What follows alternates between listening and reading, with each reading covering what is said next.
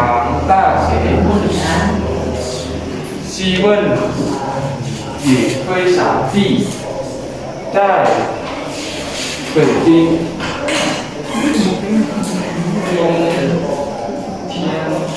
冬天的希问一般在零下10度左右，可是今年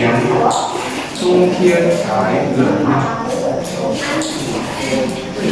最冷的一天差不多有零下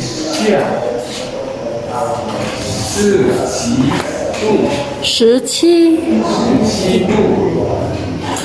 老人们都说这是最近40年最冷的冬天。